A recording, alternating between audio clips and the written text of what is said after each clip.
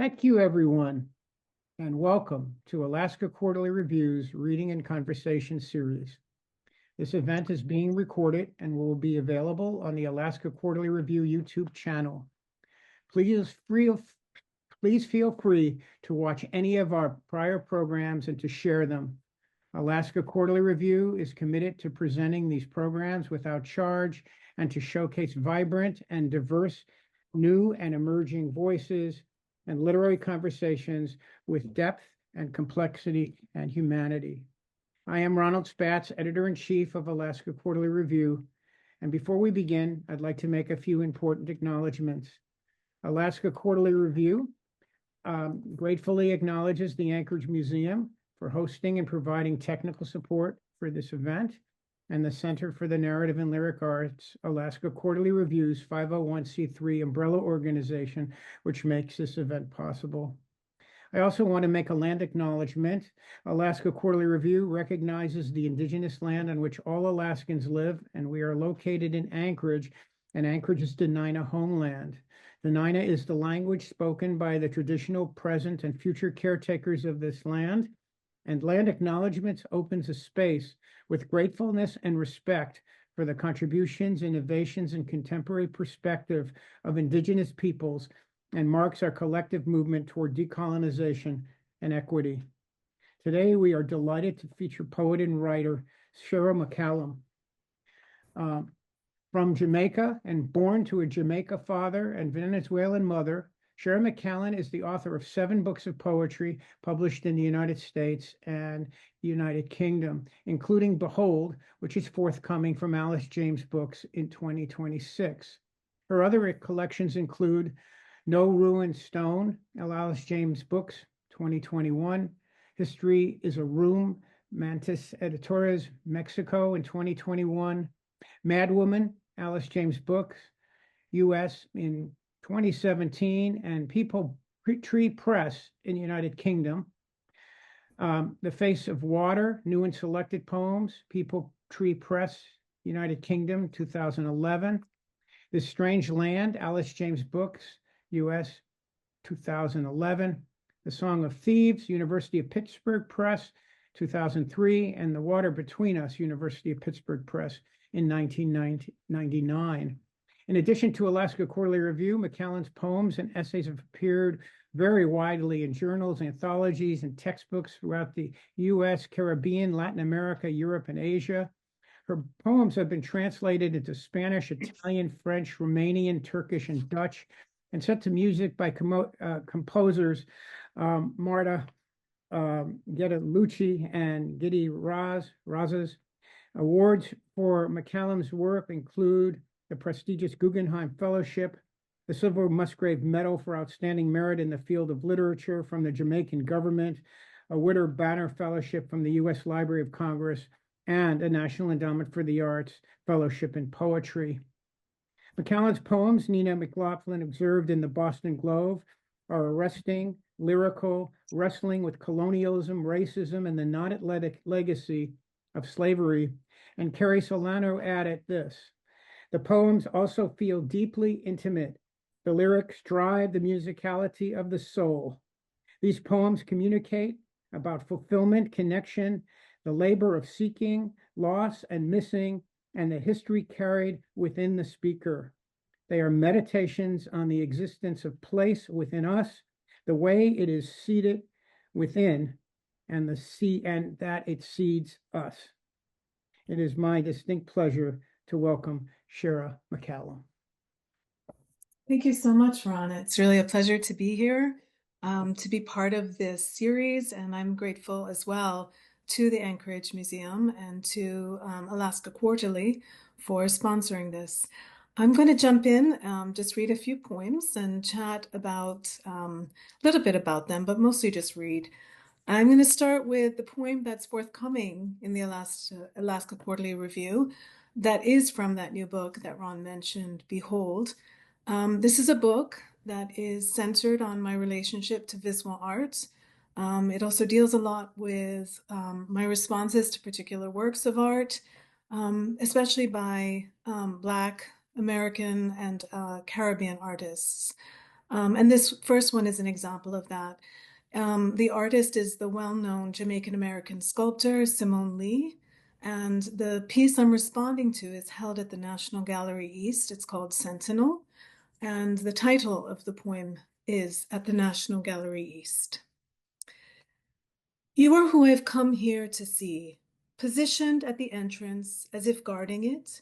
Your black body rises up. In relief, sprawls your shadow across the museum's white-gray marbled floor and walls.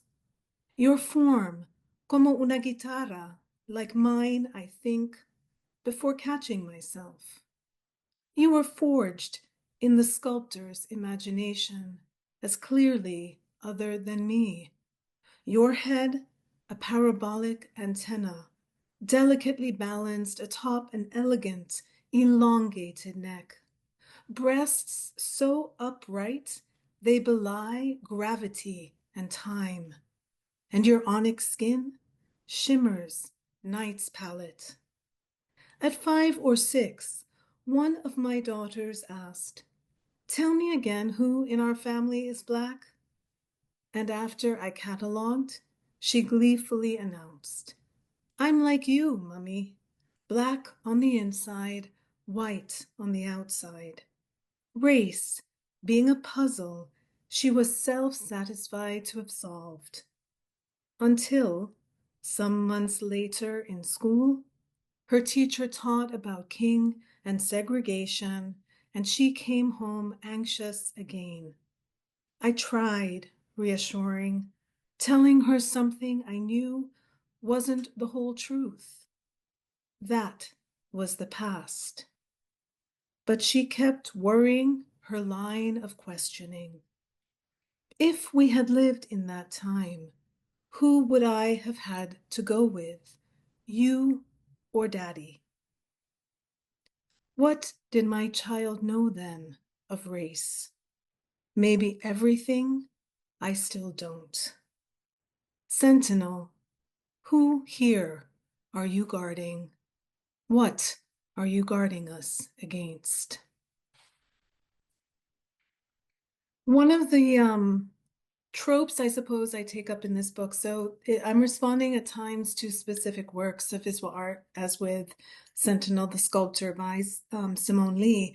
But sometimes I'm just using the ideas of representation, of being seen, of how we're seen, how we see, and particularly the idea of the self-portrait, which so many visual artists end up producing. I'm particularly interested in that, and it recurs in this book across several poems. So I think I'll just read maybe a couple of the self-portraits. Self-portrait. I am what's called Jamaica white, which is not a white Jamaican. And into that difference of syntax lies the difficulty of summing up history. When I try to speak plainly, I find myself again at the proverbial shore. As a child, I'm told I wandered our yard in Kingston, head tipped, as if I was listening to the not far off sea, or could cipher the wind. I talked to fowl and expected their reply. Maybe even then I was pursuing the wrong gods. I know the moon, saddled by its rotation around an all-consuming light, cannot be other than a mirror. The problem with every storytelling is that shorthand too often becomes longhand. If another grammar exists, I still can only locate it in the stilt-walking egret wading through mangroves, in the air after a storm, and the slowing rain pinging on a galvanized roof. All the seconds like horses gathering their galloping hooves into my chest.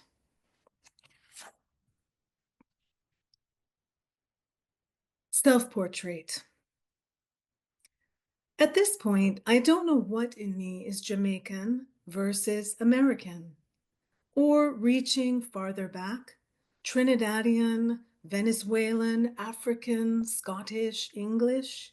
You get the drift. I thought every mickle mecca muckle was from Kingston soil sprung, until in Edinburgh I heard it in the mouth of a Scotsman. For years I filed my grandmother's doo-doo as patois, failing to detect Trini French patois in her mongrel dialect. How do you say aluminium or Armageddon? Ah, for me, there interposes an extra syllable, an invisible I. And why should any one I matter is a fair question. Only because the alternative is worse. And since we're on the topic of the singular about this subject, she is awfully tired of being parsed to see if she's a fraud.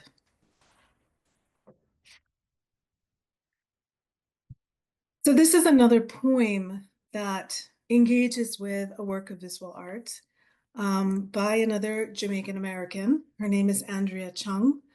And while I was working on this book, I went and visited museums all over the US and that I could get to. I shouldn't say all over the US because I was somewhat limited, and internationally.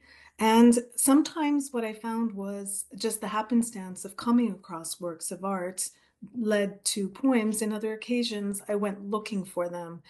The example that was the Simone Lee piece is a well-known sculpture, and I went looking for it. This piece by Andrea Chung, I happened across in a very small New England museum, and I feel so lucky to have seen it because it resulted in my engagement with one of the subjects I suppose this is also dealing with, which all of us are dealing with, how to reckon with various forms of terror. The poem is titled after a piece, a quote from Rilke. For beauty is nothing but the beginning of terror. This is a scene from Anthropocene #2 by Andrea Chung I'm responding to. The lionfish were never meant to be where they've proliferated, whole. Species subjected to forced migration, rendering the sea irreconcilable for native fish, for reef survival. What is to become of us? I imagine the sea would cry out if it could testify. But greed, that old antagonist with so little faith in time's long arm, its reach, bequeaths the nightmare we keep dreaming in the Anthropocene, when the sea is laced with cyanide. But oh, it's beautiful in cyanotype.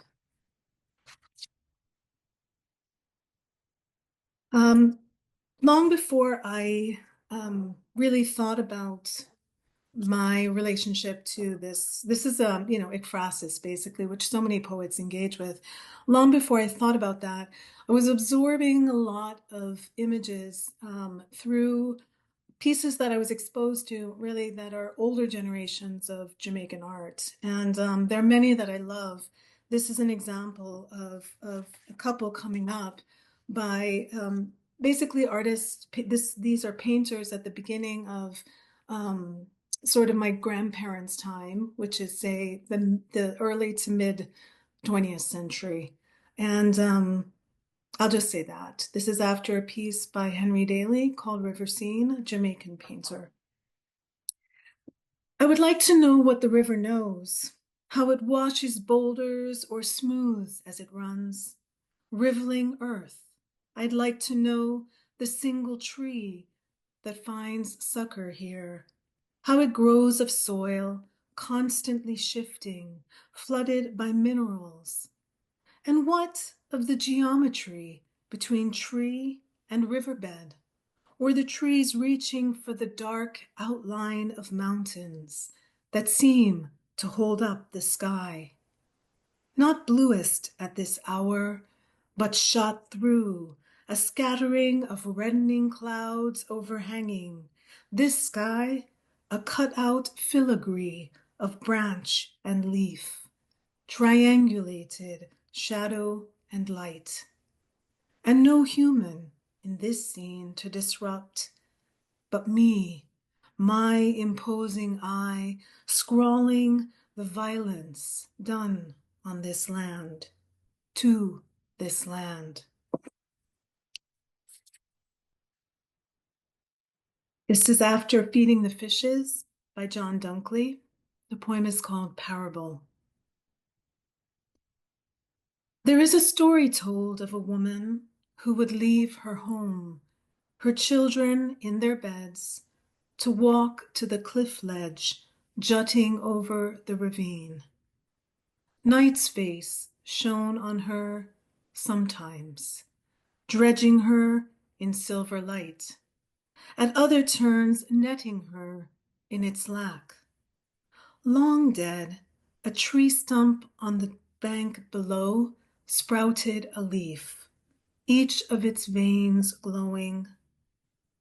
For a time, she became this nightly walking to the river, to lean into the dark, feeding the fishes she could not see, clustering on the surface. Her feet practicing this path, though there was no path.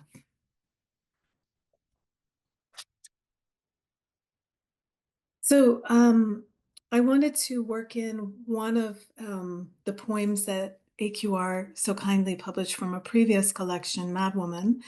And I thought it's interesting when you notice that you are obsessed with certain images and words.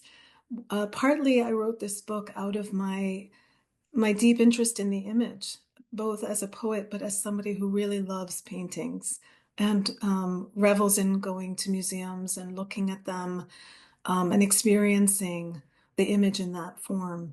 And you'll hear, I think, in these next two poems, set by many, many years of distance, how a very particular image has stayed with me as a poet. Insomnia. This night without end, you tune your ear to the sounds of breathing. Wind creaking through trees, this house shuffling its feet. Lightning stutters on bedroom walls. And to no one you say, this is living. And to your other self, as if strained through a sieve, you whisper, is this living? Please, I need to know what, in the next part of my life, are the lessons I am meant to learn. Dear one, why do you assume there are lessons?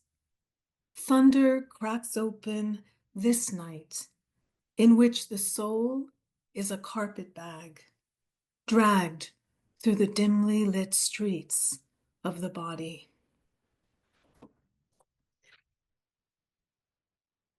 And this is a very short poem, but I think of it as perhaps being in conversation with that older one. This is also in the forthcoming collection called When Night Comes in Its Dark Clothes. When night comes in its dark clothes, the threat of your death stains me like tea sieved through cheesecloth, blooming its tannins. And when I paired those, because I was trying to think about what I was saying about the image and its recurrence, I realized that I was only focused on the word sieve. And as I was reading it just now, of course, night recurs. This is not an uncommon image for poets to deal with, nor is insomnia a particular difficult or unusual subject for poets as well. Okay, so I was gonna move to something a little bit lighter, but I think before I do, this poem hopefully works as a bit of a transition tonally. I don't know if I would say what I'm going to read after is lighter. That's a bit of a misdirection, and I don't want to trick people. But what I will say is that the tone maybe is a bit more slant. The other thing I was interested in, I mentioned self-portraits, is also the kinds of ways that visual artists focus on particular tropes imagistically. So one of those would be the domestic interior, and this poem is a response to that. Therefore, it's called Domestic Interior. Pain enters through an open window, and you say it is the wind. It marrows into beams, gutters, walls. Still you insist it is only a passing storm. All while it seeps under your door, long having eluded the watchman, fallen asleep at his post, and floods the whole damn house. Come daybreak, you are a different kind of hostage now, as it weeps into your bowl of porridge, casts itself into the misshapen face gleaming back at you from a tarnished spoon. In time, you will make your bed with this new order.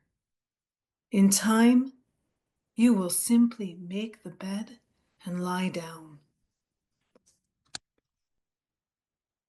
Okay, so this poem is not going to end with lying down. I was listening to that thinking, that doesn't sound hopeful, and I promise something that's a little bit different tonally. Wilding is a poem that came out of a response to two different images, and one of the things that was so fortunate for me was, curators are artists in their own right who put pieces of art adjacent to one another. So sometimes when I was going through the museums, really interested in the ways that art, not only was I having a conversation with the artworks, but that they were having conversations with each other by being adjacent. This poem came out of one such pairing that I thought was really brilliant. One of the pieces is called Macatazo by Boni Ramirez. The other is Blonde Dreams by Alison Sarr. And the poem is called Wilding. You can take the girl out of the wilderness. You can strand her, bewilder her for a time. You can even hang her upside down in your rickety attempt to shake loose the source of her power. But you won't ever disentangle the wilding from her, the force of 1,000 suns unfurling and hurling her toward the ground. You won't be able to erase the traces of salt lacing her ravenous dreams. Oh, you can try unwebbing her feet, but the lizard in her will keep sunning itself as the day is long, and at nightfall will crawl up your walls, lurking at the corners of your vision, goading you on while she thwarts your every endeavor, abandoning her tale, anything required of her, to keep eluding your capture.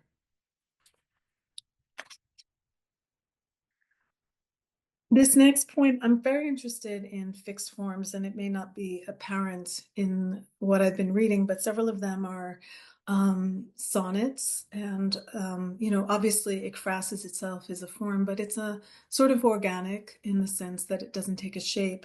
I also really love repeating forms, including the ghazal. This poem is a ghazal and is engaging with the history of the nude, and particularly my interest in gender, which is pervasive, and how people are afraid to say certain words in English, in particular American English. So this is one of them. You're going to hear it a lot. This is my trigger warning for those who don't want to continue to listen to a poem that repeats a word that they find offensive. But I'm interested in how, while we are afraid to say certain words, the actions that surround the maintenance of misogyny and patriarchy are things that we don't necessarily feel as queasy by relatively. So that's a big précis to this, but this is all to say the poem is interrogating the word itself by repeating it, I hope. The nude. I grow weary of not using the word cunt. Hers is the hairy mess I want, precisely that cunt. Don't offer me a neatly trimmed or, God forbid, shaved, depilated, waxed, exfoliated cunt. I disavow the ones still posing as virgins. Won't suffer lightly those ever prepubescent cunts, nor even wife or witch, reeking of myth, burned for the crime of possessing her human cunt. The one I need, the one I'm calling on now, is she of the cuntiest ways of knowing herself cunt. She, the Alpha and Omega, unshackled by the chaos of the universe cunt. She, the OG motherfucking cunt come to rain down fire on all our cuntishness. Okay, I think I will just read one more to end. And this last one is the poem Mango Head. Is the title. It's after another sculpture by another Jamaican artist, Alvin Marriott. The name of the sculpture is just Head. And one of those things that I found just very interesting was my grandmother has, my grandmother's a formative influence in my life. She shows up in my poems a lot. Her voice is always there with me. And she's been gone a really long time. But when I looked at that sculpture, and this is why art, I think, is so quirky, subjective, individual in how we respond to it. For some reason, looking at this sculpture, the first thing I could think of was this first, this first question that my grandmother would often pose to me when I would ask her questions about why are things this way or why are things that way when I was younger. So I'll end with this poem and just with much thanks to everybody for listening, who's watching this well past when I recorded it. And again, to AQR for inviting me to be part of this series. Mango Head. Why you always ask stupid question, eh? The man called Mango Head because him head shaped like mango. What do you anyway? You come in with your long face. Go on with your sufferation parade. You know, see, you must either pick up yourself or put down what you can't carry. Gal, it's time past time you learn for ban your belly. It's only when you're young you can afford to believe the earth starts spinning when you, missus, did step on it. Cha, things always been hard, me love. And if you can't squinch up yourself, at least you can try to hear what I telling you. None of we invent the story. Thank you again.